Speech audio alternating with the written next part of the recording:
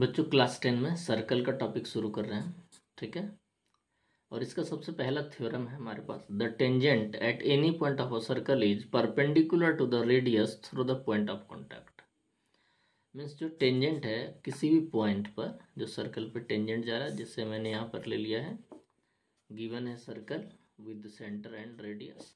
Tangent P Q मैंने draw किया तो एक पॉइंट एम से इसको क्या हुआ, सर्कल के साथ टच हो गया, है ना, at a point M of the circle. अब प्रूव क्या करना है कि O M is perpendicular of P Q का परपेंडिकुलर ओ एम। चलिए, तो सबसे पहले हम इसमें कंस्ट्रक्शन एक ले लेते हैं। कंस्ट्रक्ट किया मैंने एक पॉइंट, एक बिंदु यहाँ पर लिया है ना, पी क्यू पर, on P Q, and join O N, और इसको ओ एन ओ से ज्वाइन कर दिया, ठीक है। अब हम यहाँ पर देख सकते हैं कि ये जो लाइन ज्वाइन हुआ ये सर्कल को टी पर इंटरसेक्ट कर रहा है, ठीक है। आगे बढ़ते हैं।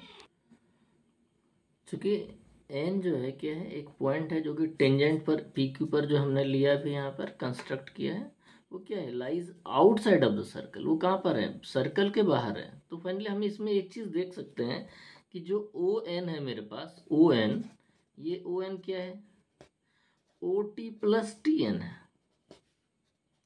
ओ एन ये पूरी लाइन, इसमें ओ टी और टी एन दोनों आ रहे हैं, जबकि टी सर्कल पे पॉइंट है और एन एक्सटर्नल। तो ओ एन मेरा जो हुआ वो O T plus T N हो गया, ठीक है। और अगर ऐसी स्थिति आती है तो फाइनली हम यहाँ पर एक चीज देख सकते हैं कि ओ टी जो है वो ओ एम के इक्वल है, क्योंकि ये दोनों रेडियस हैं।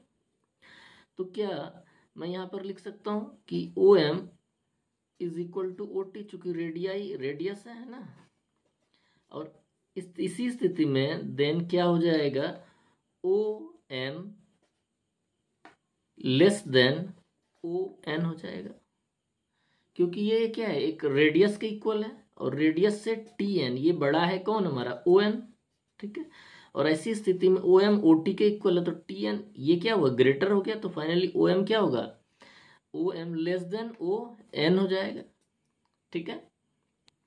बच्चों इसे ध्यान देना, यहाँ पर मैंने लिया किया ओ एन क्या है, O T plus T N के इक्वल है, और ओ टी और ओ एम जो है, ओ एम और ओ टी दोनों इक्वल चूंकि रेडियस हैं। और ऐसी स्थिति में देन क्या हो जाएगा, ओ एम, अगर ऐसी स्थिति आती है कि O M less than O N हो जाता है, तो हम लिख सकते हैं कि therefore O M is the shorter. क्या शॉर्टर है, shorter than any other line segment.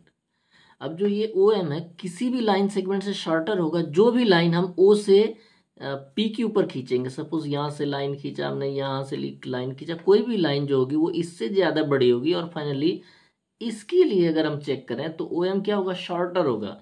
इसलिए मैंने यहाँ की स्टेटमेंट लिखा है, therefore O M is shorter than any other line segment joining O to any point of P Q.